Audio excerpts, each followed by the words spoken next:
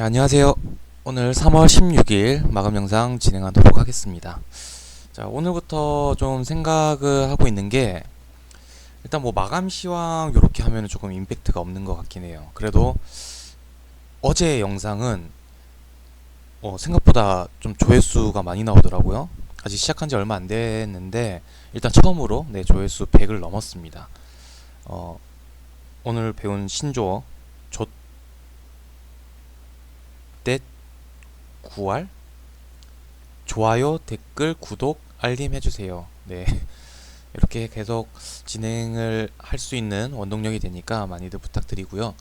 음, 일단은 일단 시황을 말씀드리기 전에 정말 이제 좀 컨셉을 어떻게 좀 할까 하면은 예전에 이제 몰래님의 댓글도 있었고 정말 지금 시장은 좀 글씨가 좀 작죠?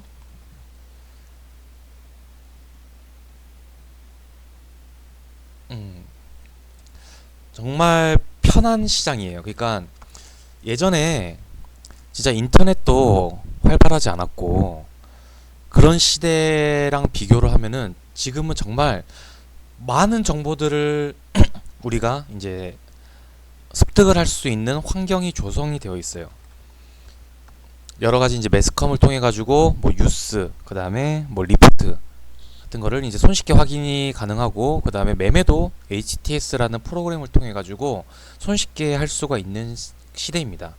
자, 그렇게 이제 주어진 무기라는 거를 잘 활용을 해야 되는데 예전에도 이제 말씀을 드렸다시피 절대적으로 남들이 모르는 정보를 꼭 알아야 되는 게 아닙니다. 거의 급등의 거의 70%는 이미 나와 있는 리포트나 뉴스에 의해서 움직이는 경우가 많기 때문에 이것만 제대로 하더라도 충분히 수익을 크게 낼 수가 있습니다. 자, 그런데 이제 뉴스를 보고 찾고 그다음 또 분석을 하고 뭐 이런 것들이 이제 결국에는 이제 스토리까지 이제 만들어져야 되는데 그 단계가 좀 어렵다라고 하시는 분들이 많으시죠.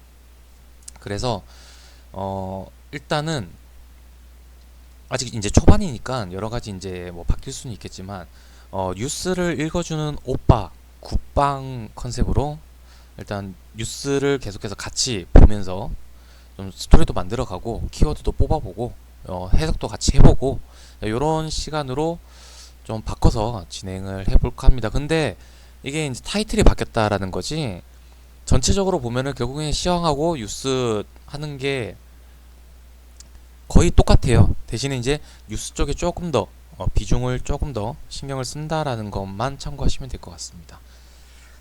자, 오늘 뭐 모처럼 또 불장이 연출이 되었습니다. 불장 참 좋죠. 일단 상승 이유를 꼬집어 보면은 결국에는 유가 하락, 그 다음에 환율 하락, 그 다음에 이제 FOMC. 자, 요런 것들이 주요한 이유가 될 것 같은데요. 일단 유가 하락의 이유는 뭐죠? 다들 딱딱딱 얘기가 나오실 텐데. 자, 일단 유가 하락은 일단 러시아 문제가 가장 컸어요. 러시아 자체가 이제 좀 긴장감이 높아지고 나서 이제 많은 사람들이 유가는 이제 130달러에서 150달러를 전망을 했었고요.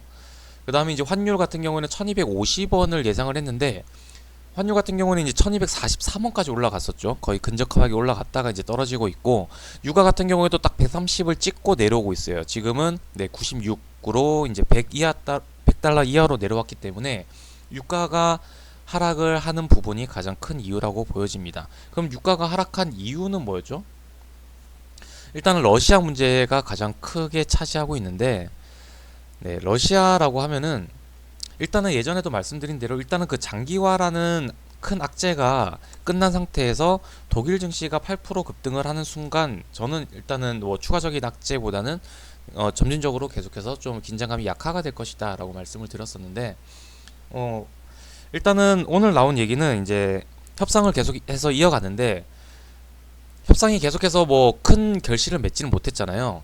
너무 원하는 게 뚜렷하다 보니까 니네 항복해라, 항복 안 한다 뭐 이런 분위기에서 이제는 더 이상 항복을 요구하지 않겠다라는 좀 얘기가 나왔어요. 자, 두 번째 이유는 어제 이제 중국의 선진시가 봉쇄가 되었죠. 자, 이러면서 이제 유가에 대한 이제 수요가 이제 좀 줄어들 것이다라는 이유가 있었고요. 그 다음에 이제 미국이 일단 공급이 부족하다 보니까 이제 베네수엘라의 제재를 조금 완화해가지고 공급량을 좀 풀어보겠다라는 얘기가 또 나왔습니다. 이런 세 가지 이유가 있었고요. 그 다음에 이제 내일이면은 이제 FOMC에서 이제 금리 인상이 나올 텐데, 굳이 오늘 이렇게까지 올린 이유는 일단 가장 큰 이유는 결국에는 그 러시아 사태가 터지고 나서 그 뒤에는 이제 결국에는 유가, 천연가스를 중심으로 한 각종 원자재, 곡물, 자 이러한 가격 상승이 문제가 됐었는데 그 유가가 일단은 크게 급락을 했죠. 이틀 동안. 그 속에서 일단 올라갔다. 그 다음에 굳이 이제 FOMC가 내일인데 굳이 확인하지 않고 오늘 그러니까 미국 증시 기준으로 전일이었죠.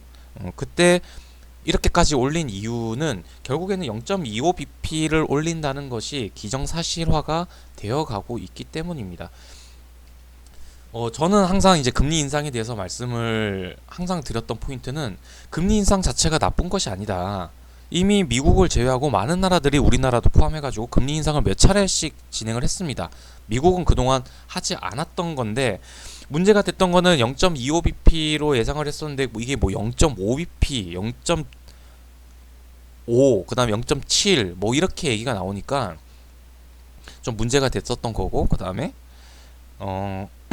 저기 뭐죠 이제 긴축 정책을 한다 뭐 이런 얘기가 또 나오는 바람에 조금 이제 투심을 어지럽히기도 했었는데 그때 당시에 이제 문제가 됐던 거는 뭐였냐면은 코로나 이후에 이제 유동성 장세가 진짜 유례없는 일이 있었잖아요. 엄청 상승을 했습니다. 거기에 대한 이제 코로나 거품 또 있었던 찰나에 이제 미국에서 돈을 좀 걷어들이는구나 라는 게 하나의 시그널로 작용을 했던 거고요. 이거 자체는 저는 절대 나쁘다고 생각을 하지 않습니다. 오히려 금리 인상을 하지 않고 계속해서 돈을 걷어들이지 않는다라고 하면은 오히려 금융위기 사태가 올 수도 있다라고 생각을 하기 때문에 일단 코로나 거품에 대한 문제가 좀 있었고요.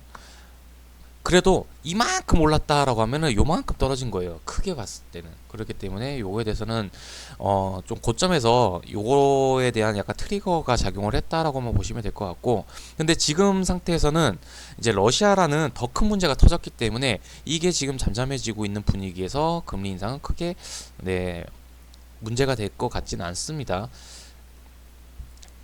뭐 연내 뭐 7회, 6회, 4회 이렇게 올린다 라는 얘기가 있기 때문에 이게 이제 뭐 금방 끝날 문제는 아니겠지만 일단은 다음 금리 인상까지는 또 시간을 벌어놨기 때문에 일단은 내일 발표 이후에 어느 정도 좀 반등이 계속해서 좀 이어져서 나왔으면 좋겠습니다. 뭐 당연히 이제 러시아 쪽에서 특별한 문제가 없어야지 되겠죠. 자, 요렇게 이제 시장은 정리를 하면 될 것 같고요.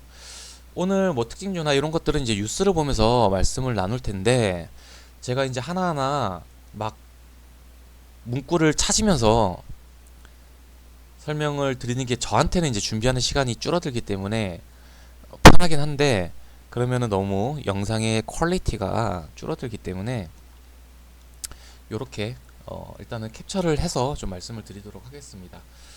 오늘 시장에서 가장 중심이 됐던 거는 이 건설 주들의 상승이 거의 지수를 이끌었다라고 좀 보시면 될 것 같은데요.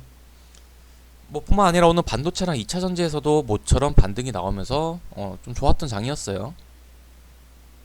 자, 윤석열과 오세훈의 콜라보라는 얘기가 나왔습니다.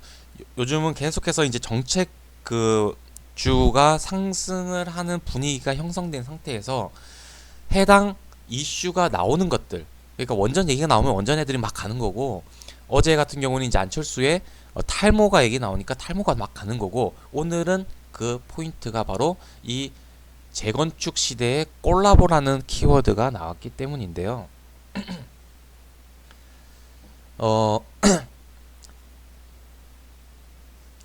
네, 일단 여기서 우리가 좀 봐야 될 부분은 오늘 이 뉴스가 나왔으니까 아니 건설주가 간다라고 좀 보시면 될 것 같고 우리는 여기에서 좀 다른 포인트도 한번 살펴볼 필요가 있습니다. 자, 일단은 야심찬 공약을 내세웠지만 실제 정책으로 연결되기까지는 쉽지 않을 것이 현실입니다. 그 이유가 뭐냐면은 일단은 네, 여당과 야당의 이제 좀 부딪힐 수밖에 없다. 딱 5월에 임기가 시작되자마자 바로 진행할 수는 없다라는 포인트입니다. 왜? 법 개정이 필요한 것은 민주당의 동의를 얻어야 하기 때문인데요. 어, 일단은 지금 협조를 이끌어내기가 쉽지 않을 전망이라고 합니다. 거기에 대해서는 세부적으로 조금 더 꼬여있는 부분이 있는데 그거까지 하면은 네, 시간이 너무 많이 걸리니까 일단 이렇게 보시면 될 것 같고 자 그러면은 우리는 자연스럽게 정책을 좀 더 원활하게 하기 위해서는 주목해야 될 포인트가 있습니다. 그게 무엇일까요? 바로 네, 6월 1일 시행이 되는 바로 지방선거입니다. 지방선거에서 이제 좀 더 많은 그 숫자를 가져가면은 좀 더 이제 정책을 펼치기가 쉬워지겠죠. 원활해지기 때문에 우리는 이제 여기에 대해서 좀 살펴볼 필요가 있는데 아직까지는 기간이 조금 남았습니다. 약 3개월 정도가 남았기 때문에 좀 미리 알아두고 미리 준비를 해놓자라는 개념으로 좀 보시면 될 것 같고요. 오늘도 이제 얘기가 나왔던 게 다음 주에 이제 유승민이 출마 결심을 하고 아마 발표를 할 것이다 라는 뉴스가 나왔습니다. 그래서 최근에 이제 유승민 관련주가 좀 움직였죠. 지금 가장 쟁점이 되고 있는 게 바로 경기도지사인데 여기에는 일단은 지금 유승민, 그 다음에 김동연, 그 다음에 뭐 안민석, 조정식 네, 요렇게 지금 물망에 오르고 있는데 뭐 나중에 되면은 또 추가적인 얘기가 나오겠죠. 근데 현재로서는 일단은 지금은 유승민 쪽이 네, 좀 유력해 보이는 상황이고 일단 뭐 유승민 자체도 예전에 이제 바로 대선으로 나갔었는데 일단은 뭐 경기도지사를 하면서 거기에서 이제 국정 운영을 하면서 뭔가를 또 보여주고 나서 그것을 발판을 삼아서 가는 게 상당히 더 유리하겠죠. 이번에 윤석열 케이스가 정말 네, 좀 특별한 케이스였고 뭐 예전에 이제 이명박도 서울시장을 하면서 청계천 만들고 이제 대선으로 갔고 그다음에 뭐 이재명 후보도 이번에 뭐 경기도지사에서 좀 보여주고 이제 또 올라갔듯이 아마 이제 유승민도 이제 요런 발판이 조금 필요하겠죠. 네, 그래서 일단은 6월 1일 지방선거도 이제 미리미리 좀 살펴보면 좋을 것 같고요. 그 다음에 이제 오늘 나왔던 뉴스 바로 바이오 리더스인데 자 4월 달까지 네 일단 저는 관심 있게 보고 있는 섹터가 바로 제약 바이오 섹터라고 누차 말씀을 좀 드렸습니다. 자 예전에 이제 14개 업체 그 AACR 미국 아마케가 4월 달에 이제 일정이 있는데 14개 업체에 대해서 이제 말씀을 드렸어요. 그때 말씀을 드리면서 제가 관심 있게 보고 있는 거는 이제 눈에 들어왔던 거는 레고캠 바이오다라고 말씀을 드렸고 그 뒤로 계속해서 올랐죠. 올랐는데 이게 이제 자회사 퀸트리젠 자 이쪽이 가다 보니까 이제 바이오 리더스는 빠져 있었어요. 그 기사에서는. 근데 이제 바이오 리더스 자회사인 퀸트리젠이 이제 발표를 한다라고 하니까 오늘 상승이 나왔었고 자 이러한 분위기를 알고 있는 상태에서 해당 뉴스가 나왔기 때문에 오늘 딱 장 게시하기 8분 전에 나왔던 뉴스인데 이런 것들을 기사를 캐치를 하셨다라고 하면은 네 매매 공략을 하기에는 충분했죠. 기사 내용을 보도록 하겠습니다. 이제 발표하는 게 P53 항암제라는 건데 이게 뭔가 일단 또 알고 넘어가야 되겠죠. 일단은 P53이라는 거는 암세포로 변이될 수 있는 DNA를 고치거나 없애는 역할을 하는 인체가 지닌 가장 강력한 암 억제 유전자다. 가장 강력한 암 억제 유전자. 여기서 키워드가 하나 나왔죠. 자, 그 다음에 반면에 이게 이제 변이가 되어버리면은 오히려 높은 암 발생 위험 인자가 될 수 있는 약간의 양면성을 가지고 있어요. 그렇기 때문에 더더욱더 중요한 게 바로 P53이라는 건데 실질적으로 암 환자 50% 이상이 이 P53 유전자 이상에서 발견이 되고 있다라는 뉴스가 있습니다. 그만큼 이제 중요하다라는 부분이고요. 자, 이제 발표자가 보면은 이제 여기 캡처를 안 해놨는데 이 바르다 로터라는 교수랑 이제 또 한 명이 같이 발표를 해요. 여기는 이분이 발표자는 아닌가? 아니, 두 명이 발표를 하는데 여기에 이제 가장 중심인 부분이 바르다 로터라는 사람인데요. 일단 이제 킨트리젠은 바이오리더스가 70% 지분을 갖고 있고요. 이스라엘의 와이즈만 연구소가 지주사인 이제 에다라는 곳에서 30%를 지분을 보유하고 있는 이스라엘 현지 합작 법인입니다. 이스라엘은 이제 예전에 아돌프 히틀러가 이제 유대인 학살을 했죠. 그때 당시 이제 학살을 당했던 거의 600만 명 정도가 학살을 당했는데 갑자기 뜬금없이 이 얘기를 왜 하냐면은 네, 저는 역사를 좋아하기 때문에 네, 그 유대인들이 모여가지고 만든 국가가 이스라엘이에요. 아무튼 TMI였습니다. 자, 제가 그러면은 이 와이즈만 연구소를 좀 봐야 되는데 이 P53에 대한 원천 기술을 보유하고 있는 연구소다라고 좀 보시면 될 것 같고요. 그 다음에 이 바르다 로터라는 분이 이제 1983년 이제 오랜 기간 이제 연구를 해왔고요. 이 분야에서는 최고 권위자인 사람이 바로 이 바르다 로터라는 사람이거든요. 이 사람이 소속해 있는 게 바로 와이즈만 연구소입니다. 그리고 이 와이즈만 연구소는 바로 킨트리젠이고 킨트리젠을 지분을 70% 보유한 게 바이오 리더스다. 이렇게 이해하시면 될 것 같습니다. 자, 이 와이즈만은 세계 5대 기초과학 연구소고요. 네. 매년 100여 건의 특허를 확보를 하고 기술 이전이라는 명성이 높다. 그러니까 기술 이전이라는 키워드가 나왔죠. 그리고 최근까지도 3명의 로벨상을 배출을 했다. 그리고 73개 기업에 기술 수출을 해서 매년 1000억 이상의 로열티와 함께 누적 280억 달러, 그러니까 32조 원의 기술 이전 매출을 올리는 대단한 연구소죠. 그러니까 와이즈만 하면은 어느 정도 이제 좀 신뢰를 갖고 봐도 된다라는 그러한 이제 보충 설명이라고 보시면 될 것 같아요. 자, 그래서 이번 학회에서 이제 이 P53에 대해서 발표를 하게 되는데 이 기술에 대해서 세계적으로 관심도가 매우 높아서 글로벌 라이센싱도 이루어질 것으로 보인다라는 기대라는 코멘트도 있습니다. 자, 그러면은 저는 일단 내용 자체에서 보면은 저는 일단은 레고캠 바이오도 기술 이전이라는 키워드 때문에 좀 더 관심 있게 본다라고 말씀을 드렸고, 실질적으로 레고캠 바이오가 다른 이제 제약 바이오 업체에 대비해 가지고 재무제표도 상당히 깔끔한 편이고요. 그 다음에 이제 바이오 리더스도 이제 이 기사 내용을 보니까 4월 달에 있을 이제 미국 아마케에서는 바이오 리더스까지도 관심 있게 볼 필요가 있겠다 싶습니다. 자, 그런데 뭐 항상 그래요. 일단은 학회 같은 경우는 이제 기대감이 오르고 막상 이제 발표를 했었을 때 다음 발표까지 또 기간이 걸리기 때문에 바로 이런 기술 이전 계약으로 이어지지 않는다라고 하면은 조금 더 기대감이 높을 때가 고점일 경우가 많기 때문에 이런 부분은 참고하시면 좋을 것 같고, 실질적으로 올해 이제 JP모건 컨퍼런스에서 이제 기술 수출의 성과를 냈던 기업은 딱 한 군데였습니다. 바로 ABL 바이오였죠. 이 정도까지 체크하고 넘어가도록 하겠습니다. 생각보다 지금 시간이 많이 가고 있기 때문에 좀 빨리빨리 진행을 할게요. 아직 할 내용이 너무 많이 있기 때문에. 자, 그 다음에 이제 오늘 이런 뉴스가 나왔어요. 이제 암 제거 이쪽인데 이 BR101801 요 후보 물질에 대한 뉴스인데요.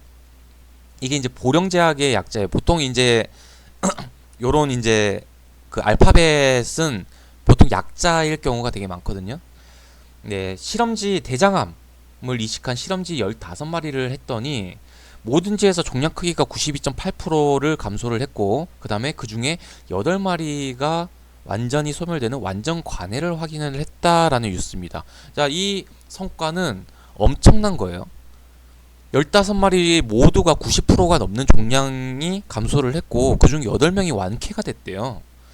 자, 엄청 중요한 뉴스고, 이건 이제 보령제약에 대한 뉴스인데, 그럼 일단 어디 부분인가라고 했었을 때는 이제 바로 대장암입니다. 그럼 대장암이 어떤가를 좀 봐야 되겠죠? 대장암의 이제 생존율인데 1기 때는 생존율이 89.7%로 높아요. 근데 10년이에요, 10년. 2기는 76.5, 3기는 56.8, 4기 같은 경우는 25.7인데 그러니까 이제 10년 생존율이 높을 뿐이지 결국에는 완치가 될 수가 없다라는 거예요. 그러니까 생존율이 이제 20년 동안 13%가 증가할 정도로 오랜 기간이지만 13%뿐이 증가가 안 될 정도로 정말 중요한 부분이기도 합니다. 요런 부분에 대해서 일단은 네, 요러한 이제 완전 관해의 효과가 나왔다라고 하면은 좀 더 효과가 있을 거는 같아요. 자, 그런데 오늘 이제 보령제약의 움직임을 보면은 쭉 갔다가 쭉 빠졌죠. 물론 이제 추가적인 상승이 나올 수는 있겠지만 오늘 조금 약세를 보였던 이유는 뭐였냐면은 일단은 이게 4기가 아닌 이상은 그래도 좀 뭐 생존율이 나쁘지 않다라는 어느 정도 대장암에 대한 인식이 있는 편이고요. 그 다음에 뉴스 기사를 보면은 이게 이제 3월 14일자로 논문에 게재가 됐다라는 건데 후속 모멘텀에 대해서 언급된 게 전혀 없어요. 만약에 이게 예를 들어 가지고 이번 미국 아마켓 때 해당에 대해서 뭐 발표를 할 예정이다 뭐 이렇게 코멘트를 좀 더 넣었다라고 하면은 좀 더 좋지 않았을까 라고 생각이 드는데 일단 그런 부분은 없었어요. 약간 그런 쪽으로 좀 생각이 좀 되지 않나 라고 저는 좀 보고 있고요. 잠시만요. 요거 하나 확인 좀 해볼게요. 잠시만요. 금방 됩니다. 멀리 안 나가요.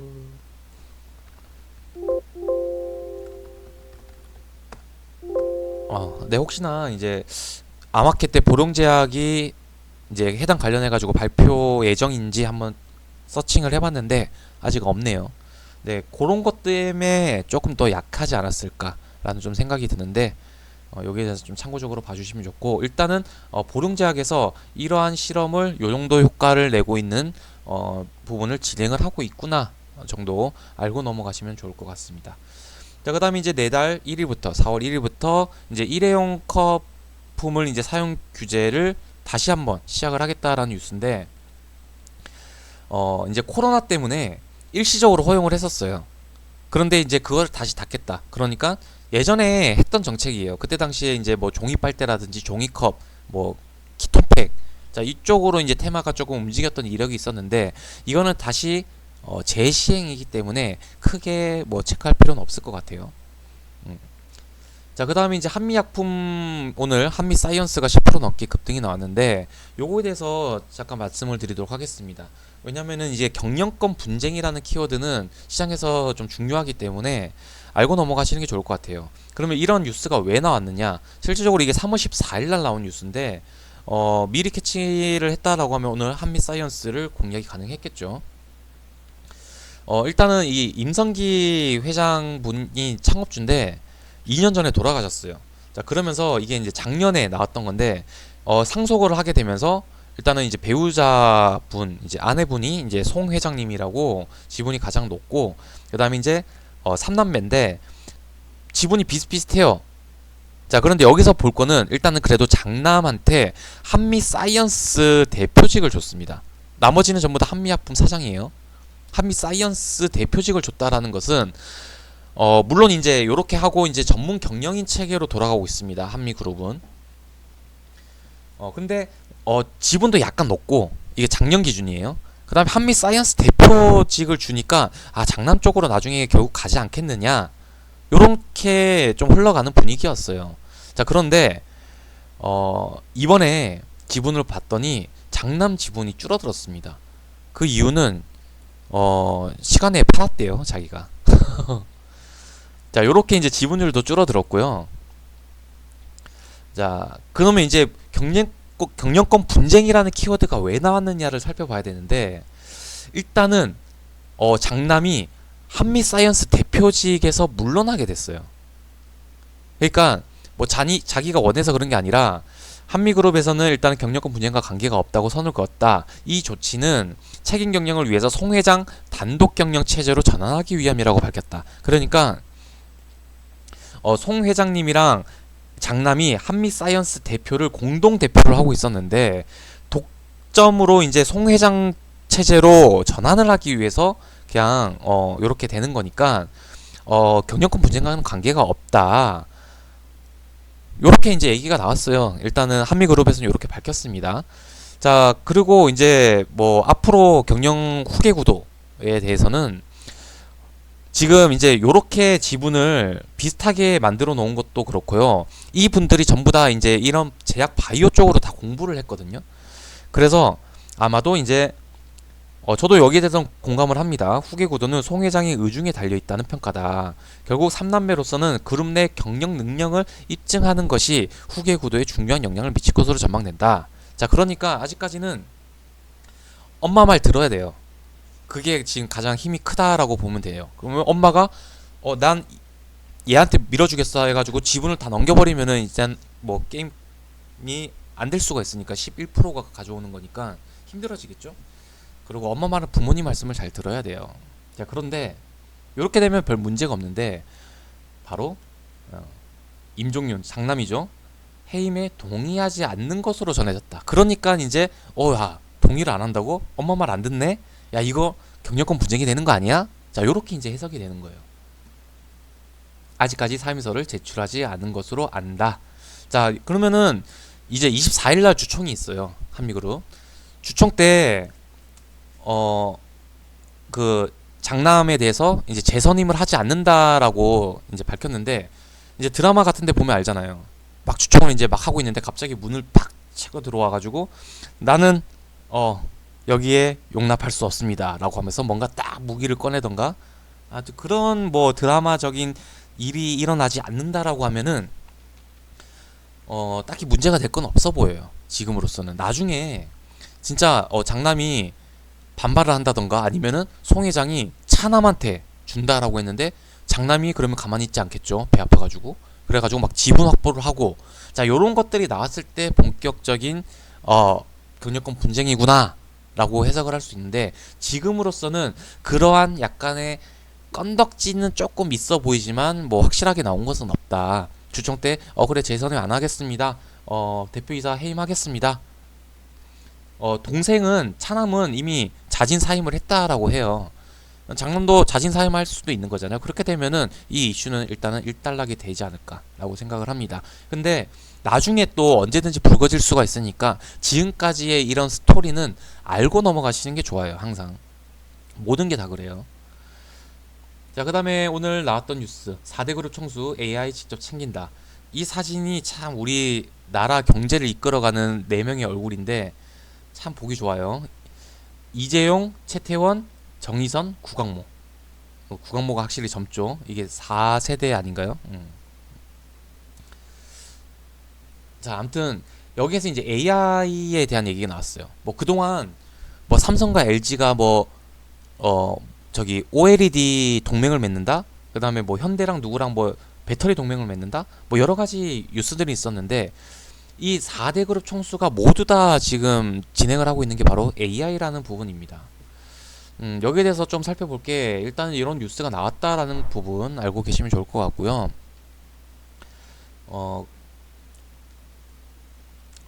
자, 예전에 이제 뭐 손정희도 이제 뭐 한국 와가지고 AI를 그렇게 이제 언급을 했었고요. 했는데 이제 AI 관련주가 특별히 가진 않았어요. 이번에 이제 이재용 부회장이 이제 미국 출장을 갔었을 때도 거기 있는 AI 연구센터를 먼저 들렸거든요.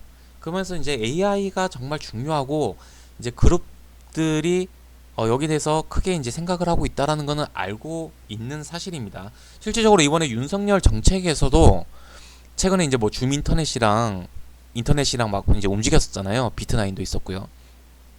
디지털 플랫폼인데 이게 이제 2년 안에 이제 출범을 하겠다라는 건데, 이 모든 것들이 전부 다 AI 기반 디지털 플랫폼 출범이거든요. 여기에서도 이제 모든 것들이 이제 AI가 들어갑니다.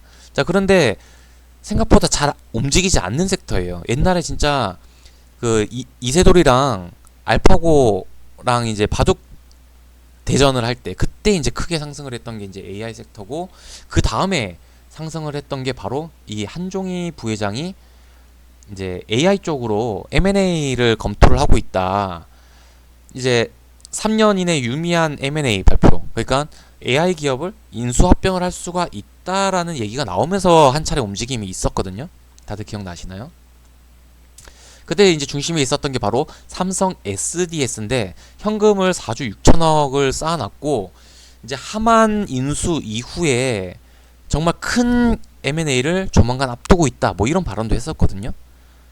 이재용이 직접 그런 말 안 해요. 한종희 입에서 다 그런 얘기가 나오는데, 자, 그때 당시 이제 언급을 됐던 게 이제 스마트 팩토리가 있었고요. 인공지능이 있었고요. 뭐 클라우드, 디지털 헬스케어인데, 그때 당시에 이제 인공지능, AI 쪽으로 움직임이 나왔었습니다. 그때 당시에 움직였던 종목들 기억하시나요? 뭐 오픈베이스가 있었고요. 얘는 이제 좀 안철수랑 엮였는데 일단 안철수 파동은 이미 다 내려왔기 때문에 괜찮을 것 같고요. 그다음 뭐 KLX 같은 종목이 있었고요. 뭐 링네트, 링크 제네시스 뭐 이런 종목들이 있었어요. 참고해서 보시면 될 것 같고, 자, 여기에 대해서 이제 뭐 그렇다고 해가지고 바로 이제 AI 관련주가 이 이슈를 받을 것이다라고 보기에는 조금 애매한 부분이 있습니다. 자, 그런데 어 계속해서 이제 AI 쪽으로 발전을 해가려고 이제 기업들이 노력을 하고 있는 부분에 3년 이내에 이제 큰 이제 인수합병에 대한 얘기가 계속해서 이어지고 있는 모멘텀이거든요. 이제 그런 상태에서 이제 또 AI 쪽이 한 번 더 부각을 받을 수가 있을지, 예전에도 일단은 AI 쪽으로 움직임이 좀 많이 나왔기 때문에 이런 거는 이미 좀 알고 계시면 좋을 것 같고요. 이러한 이제 잠재적인 모멘텀이 있다라는 상태에서 이 AI 관련 종목들이 지금 저점을 주고 있는 애들이 많거든요.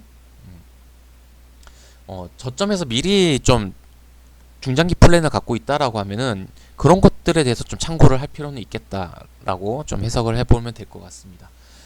자, 그 다음에 오늘 이제 카페를 통해 가지고 키워드 추천주로 나갔던 종목입니다. 삼성 바이오로직스인데